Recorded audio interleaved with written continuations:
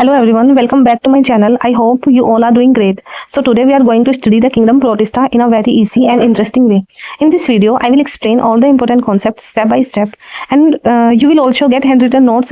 So keep making your notes along with the video.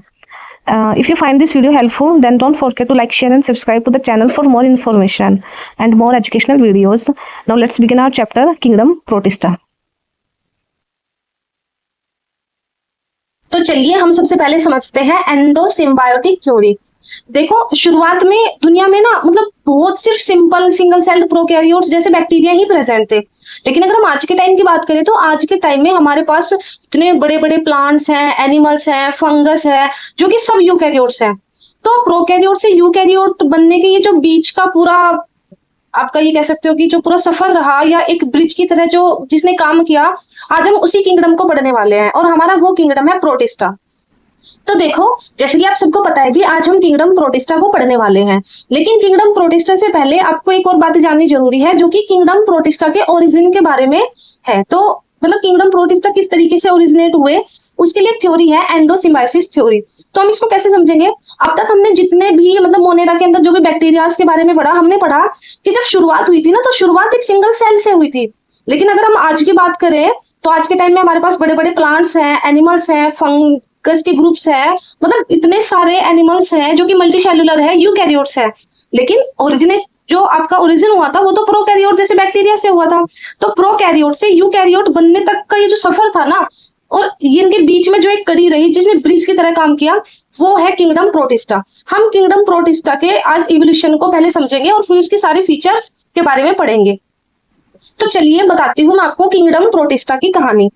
देखो, पता क्या हुआ, और वो साल पहले, मतलब इतने साल पहले, ये हम कह सकते हैं कि बिलियंस ऑफ ईयर्स है वो, इतने साल पहले हमारी धरती पे ना एक बहुत बड़ा प्रोकैरियोट सेल था, मतलब एक शेल था प्रोकैरियोटिक।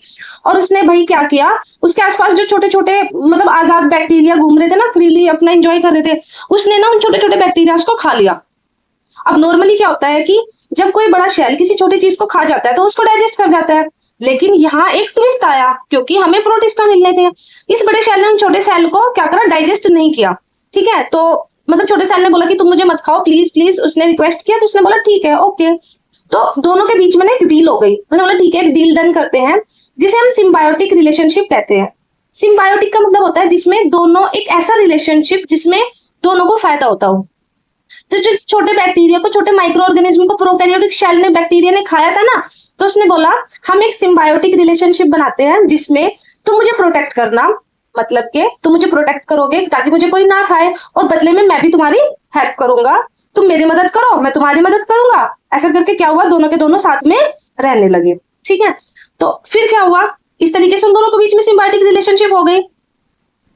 अब देखो क्या हुआ, उस टाइम पे जो बड़ा होस्ट शेल था, यानी कि जो प्रोकैरियोटिक शेल था आपका, वो क्या करता था, वो एनर्जी नहीं बना पाता था, मतलब ऑक्सीजन यूज करके वो एनर्जी बनाने में सफल नहीं हो रहा था। तो जब उसने छोटे बैक्टीरिया को निकला, जिसको उसने एनगल्फ किया, भाई वो बैक्टीरिया था एरोबिक बैक्टीरिया, यानी वो ऑक्सीजन की हेल्प से बहुत सारी एनर्जी, एटीपी बना सकता था। अब छोटे बैक्टीरिया को बड़े शेल के अंदर एक क्या हुआ, हेल्पर मिल गया, और बदले में उसने क्या करा, बड़े मतलब छोटे सेल को उसने प्रोटेक्ट किया, और जो छोटा शेल था उसने बदले में बड़े शेल को बहुत सारी एनर्जी बनाकर दी। यही छोटा शेल एरोबिक बैक्टीरिया टाइम के साथ साथ क्या हुआ, इवॉल्व हुआ, और ये किस रूप में बन गया, माइटोकॉन्ड्रिया। ठीक है, आज के टाइम पे हम जो माइटोकॉन्ड्रिया पढ़ते हैं, ये एक्चुअली वही छोटू छोटू बैक्टीरिया है जो कि एक टाइम पे प्रोकैरियोटिक जो बड़ा बैक्टीरिया था उसका शिकार बन गया था। ठीक है, फिर उसके बाद एक और हम ओरिजिनेशन पढ़ते हैं, ओरिजिन ऑफ क्लोरोप्लास्ट। अब जो होस्ट सेल थी उसने क्या किया, एक और बैक्टीरिया को एनगल्फ किया। ठीक है, उनमें से जो कुछ सेल थे वो आगे चलकर एक नया, मतलब उसने एक नए बैक्टीरिया का एनगल्फ किया, और ये जो बैक्टीरिया थे ये थे साइनोबैक्टीरिया, यानी कि ब्लू ग्रीन एल्गा, जो कि धूप की मदद से खुद ही खाना बना सकते थे। यानी कि ये जो थे ये नेचर में फोटोसिंथेटिक थे। तो जब इन्हें निकला गया तो इन्हें भी अंदर प्रोटेक्शन मिल गई। ठीक है, तो इन्होंने क्या करा, कैसे हेल्प की उसकी, उन्होंने उसको सनलाइट की मदद से फोटोसिंथेटिक किया और उन्हें फूड बनाकर दिया। यानी कि वो साइनोबैक्टीरिया जो कि एक टाइम पे प्रोकैरियोटिक ने एनगल्फ कर लिए थे, उनको निगल लिया था, बाद में उन्होंने उसकी हेल्प करी, उनको फूड बना के दिया, और आज हम उन्हीं साइनोबैक्टीरियाज को क्लोरोप्लास्ट पढ़ते हैं। यानी कि जैसे आज प्लांट्स और एल्गा अपना खाना खुद अलग अलग बना पाते हैं ना, क्लोरोप्लास्ट की वजह से। तो ये जो क्लोरोप्लास्ट है इसका ओरिजिनेशन कुछ इसी तरीके से हुआ था। देखो, जैसे मान के चलो ये आपका एक छोटी शेल थी, और ये दूसरी शेल थी आपकी, इसको एक बड़ी प्रोकैरियोटिक शेल ने क्या करा, एनगल्फ कर लिया, और ये बाद में फिर इवोल्व हुए as a mitochondria and chloroplast. But यहाँ पे क्वेश्चन ये राइज होता है कि हम कैसे माने इस बात को, मतलब ये जो आज के टाइम पे हम जिनको माइटोकॉन्ड्रिया और क्लोरोप्लास्ट पढ़ते हैं, वो एक्चुअल में एक टाइम पे बिल्कुल फ्री घूमने वाले बैक्टीरिया थे। हम इस बात को कैसे माने, तो देखो हम इस चीज को किस तरीके से समझ सकते हैं। आपको पता है कि हमारे शेल को जो मतलब हमारे शेल के अंदर एक न्यूक्लियस प्रेजेंट रहता है, और न्यूक्लियस के अंदर जो होता है वो डीएनए होता है। सेल का जो सारा डीएनए होता है वो न्यूक्लियस के अंदर ही रहता है। लेकिन जब साइंटिस्ट ने माइटोकॉन्ड्रिया और क्लोरोप्लास्ट को जूम करके देखा, मतलब उन्होंने इसको रिसर्च केस स्टडी किया, तो उन्होंने देखा कि इन दोनों के पास ना न्यूक्लियस से अलग अपना खुद का एक और डीएनए होता है, मतलब न्यूक्लियस से अलग इनका खुद का ओन डीएनए होता है। और ये डीएनए हमारी तरह लीनियर नहीं था, ये जो डीएनए था ये था सर्कुलर डीएनए, ठीक है। और मतलब दुनिया में आपको पता है कि सर्कुलर डीएनए जो होता है वो सिर्फ किसके पास होता है, ये डीएनए सर्कुलर था, और सर्कुलर डीएनए सिर्फ किसके पास होता है, बैक्टीरिया के पास। तो हम ये कह सकते हैं कि अगर क्लोरोप्लास्ट और माइटोकॉन्ड्रिया के पास सर्कुलर डीएनए है, इट मींस वो कभी ना कभी आपके बैक्टीरिया रहे होंगे। तो ये थी हमारी थ्योरी ओरिजिन ऑफ प्रोटिस्टा, किस तरीके से प्रोटिस्टा का ओरिजिन हुआ। अब हम प्रोटिस्टा के बारे में पढ़ेंगे कि इसमें कौन कौन से ऑर्गेनिज्म होते हैं और ये क्या होते हैं, किस तरीके से फंक्शन करते हैं। तो चलिए अब हम बात करते हैं किंगडम प्रोटिस्टा की। किंगडम प्रोटिस्टा की अगर हम बात करें तो किंगडम प्रोटिस्टा में सारे जितने भी सिंगल सेल यूकैरियोटिक ऑर्गेनिज्म है हम उनको इंक्लूड करते हैं। यानी कि इस किंगडम में फिर से दोबारा से सिंगल सेल यानी कि एक सेल यानी कि यूनिसेल्युलर ऑर्गेनिज्म आते हैं, लेकिन इस बार वो कैसे होते हैं, यूकैरियोटिक। इससे पहले जब हमने मोनेरा ग्रुप में पढ़ा था तो उसमें भी सारे यूनिसेल्युलर थे, लेकिन वो कैसे थे, प्रोकैरियोटिक। और इसमें कैसे हैं, यूकैरियोटिक। तो एक दोनों में एक ही डिफरेंस हो गया, ठीक है। यूकैरियोटिक होता है मतलब कि इनका जो शेल स्ट्रक्चर होता है वो थोड़ा एडवांस होता है।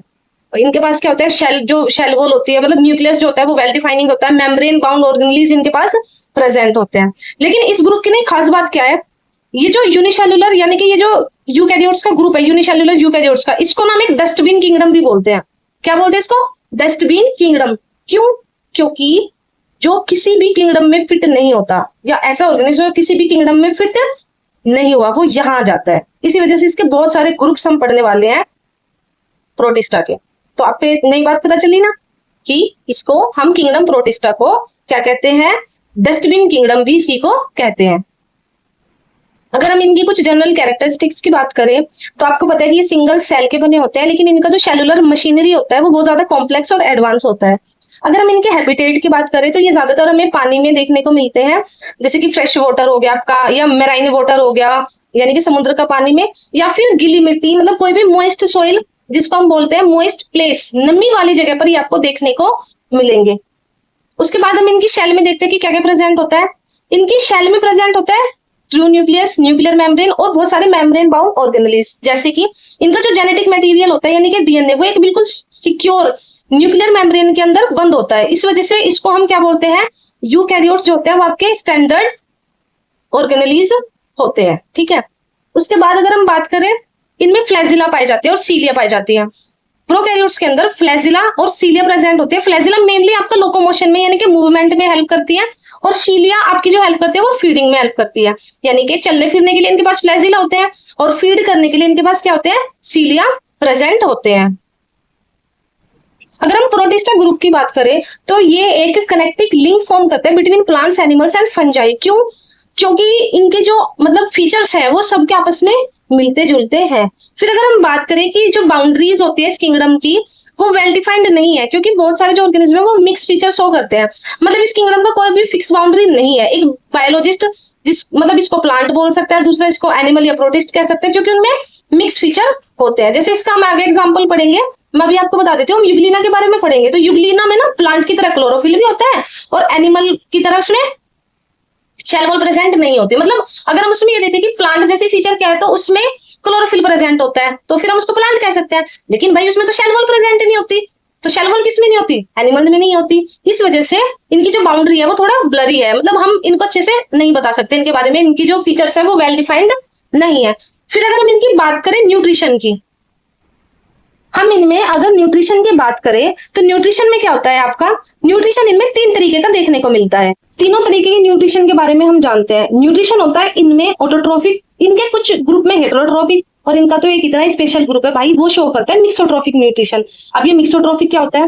देखो आप सब जानते हो ऑटोट्रोफिक जो अपना खाना खुद बना लेते हैं, इन्हीं में कुछ ग्रुप्स आपके जो फोटोसिंथेटिक होते हैं। जैसे अब हम आगे पढ़ेंगे डायटम्स और डिनोफ्लैजिलेट्स के बारे में।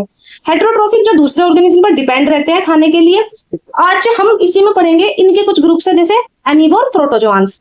लेकिन मिक्सोट्रोफिक कौन से होते हैं? जो दोनों तरीके से बिहेव करते हैं, यानी कि दोनों तरीके का न्यूट्रिशन शो करते हैं। जब उनके पास सनलाइट प्रेजेंट होती है तो they will behave like autotrophs, और जब सनलाइट एब्सेंट होती है तो वो क्या करते हैं? प्रे करते हैं, यानी कि अपना शिकार ढूंढते हैं और उसको एनगल्फ कर जाते हैं। तो देन दे बिहेव लाइक हेट्रोट्रोफ्स। तो जो दोनों तरीके के न्यूट्रिशन शो करते हैं उनको बोलते हैं मिक्सोट्रोपिक। इन्हीं का एक ग्रुप होता है जो मिक्सोट्रोपिक न्यूट्रिशन शो करता है, जो हम आगे पढ़ेंगे। बात अगर करते हैं रिप्रोडक्शन की, ये अपनी जनसंख्या किस तरीके से बढ़ाते हैं, तो इनके पास दो मेथड होते हैं, असेक्सुअल रिप्रोडक्शन और सेक्सुअल रिप्रोडक्शन। असेक्सुअल रिप्रोडक्शन में मेनली दो तरीके से ये करते हैं, बाइनरी फिजन और सेल डिवीजन, यानी कि एक पेरेंट सेल डिवाइड होकर दो नए सेल बना लेता है और इसको बोलते हैं बाइनरी फिजन। सेक्सुअल में क्या करते हैं? दो अलग अलग जो सेल्स होते हैं वो आपस में फ्यूज होते हैं, एक जाइगोट बनाते हैं, और इससे क्या होता है उसमें जो आपकी मतलब जेनेटिक वेरिएशंस है वो भी आता है। यानी कि जो सेक्सुअल रिप्रोडक्शन होता है वो सेल फ्यूजन और जाइगोट फॉर्मेशन के थ्रू होता है। अब अगर हम बात करें, कुछ जो प्रोटिस्टा होते हैं वो बहुत बेनिफिशियल होते हैं, यानी कि हमारे लिए फायदेमंद होते हैं, बहुत काम के होते हैं। और कुछ प्रोटिस्टेंट्स क्या होते हैं जो बहुत ज्यादा बीमारी फैलाते हैं। उसमें अगर हम बात करें कि बेनिफिशियल्स कौन से होते हैं, आपके डायटम्स होते हैं, हम इनके ग्रुप में आगे पढ़ने वाले हैं। जो बेनिफिशियल होते हैं और जो बीमारी फैलाते हैं वो आपके प्रोटोजोआंस होते हैं, जैसे कि प्लाज्मोडियम से क्या होता है? मलेरिया हो जाता है, ठीक है। तो इस तरीके के आपके बीमारी फैलाने वाले भी होते हैं। अब हम देखते हैं प्रोटिस्टा के मेजर ग्रुप कौन कौन से होते हैं। प्रोटिस्टा के कुछ मेजर ग्रुप्स होते हैं जो कि होते हैं आपके जैसे क्राइजोफाइट्स, डिनोफ्लैजिलेट्स, यूग्लेनोइड्स, स्लाइम मोल्स और प्रोटोजोआंस, ठीक है। हम इन सभी ग्रुप को वन बाय वन डिटेल में पढ़ने वाले हैं। इन ग्रुप को जब हम पढ़ लेंगे कंप्लीटली तभी हमें प्रोटिस्टा ग्रुप अच्छे से समझ आएगा। और आज हमने जितनी भी फीचर्स अलग अलग पढ़ी है, जैसे mode of nutrition, mode of reproduction, इनका हैबिटेट, वो सारी चीजें हम इनके ग्रुप में देखेंगे कि इसमें किस तरीके से होता है, इनमें किस तरीके से होता है, इसमें किस तरीके से होता है। यानी कि एक एक ग्रुप को पढ़ना हमारे लिए बहुत ज्यादा जरूरी है। अब अगर हम बात करें कि जो प्रोटिस्टा होते हैं वो एक इवोल्यूशनरी लिंक की तरह काम करते हैं अमंग हायर किंगडम। इस बात का मतलब क्या है कि जो प्रोटिस्टा थे वो दुनिया के सबसे पहले यूनिसेल्युलर यूकैरियोट थे। इवोल्यूशन के दौरान जब आपका इवोल्यूशन हुआ तो इन्हीं सेल से, सिंगल सेल से प्रोटिस्टा अलग अलग डायरेक्शन में, अलग अलग ग्रुप में इवोल्व होना शुरू हुए। यानी कि आगे चलकर यही ग्रुप मल्टीसेल्युलर बन गए और उन्होंने 3 अलग अलग किंगडम को ये कह सकते हैं जन्म दिया, ठीक है। कुछ प्रोटिस्टा हम कह सकते हैं कि जैसे क्राइजोफाइट्स या डिनोफ्लैजिलेट्स और यूग्लेनोइड्स, ये क्या करते हैं? ऑटोट्रोफिक होते हैं। इनमें प्लांट की तरह क्लोरोफिल ए और बी पाया जाता है। फिर यही फोटोसिंथेटिक प्रोटिस्ट्स आगे चलकर मल्टीसेल्युलर ग्रीन एल्गा बने और उन्हीं से आज के जितने भी कॉम्प्लेक्स प्लांट है वो इवोल्व हुए। तो हो गया ना इनका हायर किंगडम प्लांट्स से रिलेशनशिप। अगर हम बात करें कि ये फंजाई से किस तरीके से लिंक होते हैं, तो इसमें ना आप आगे जाके पढ़ोगे स्लाइम मोल्ड्स, यानी कि इनका जो लाइफ स्टाइल होता है ना, उनकी स्पोर की शेल वॉल प्रेजेंट रहती है। और किंगडम फंजाई में भी हम जो शेल वॉल मिलती है वो स्पोर की मिलती है। तो उन्हें हम किंगडम फंजाई से रिलेट कर सकते हैं। हम कह सकते हैं कि फंजाई किंगडम का एंसेस्टर थे। एनिमीलिया, सबसे जरूरी है कि एनिमीलिया से किस तरीके से लिंक क्रिएट करते हैं भाई, जैसे अमीबा, पैरामीशियम, ये आपके हेट्रोट्रोफिक होते हैं। इनके पास शेल वॉल नहीं होती, ये एनिमल्स की तरह खाना खाते हैं, जैसे होलोजोइक न्यूट्रिशन शो करते हैं। प्रोटोजोआन को एनिमल का सबसे पुराना रिश्तेदार माना गया, यानी कि प्रिमिटिव रिलेटिव्स है एनिमल के, क्योंकि आगे चलकर इनसे ही मल्टीसेल्युलर एनिमल्स इवॉल्व हुए थे, ठीक है। तो अब हम क्या करेंगे, इससे आगे जब हम पढ़ेंगे इस अगली वीडियो में हम इनके सारे ग्रुप्स को एक एक करके डिटेल में पढ़ेंगे। मैं अगली वीडियो में इन सभी ग्रुप्स की पूरी detailed notes, handwritten notes आपके लिए लेके आऊंगी और इनके एक एक ग्रुप को आपको मैं एक्सप्लेन करके समझाऊंगी। So that's it is for today, guys. Thank you so much for watching. So make sure you don't miss tomorrow's video. See you all, then take care and bye bye.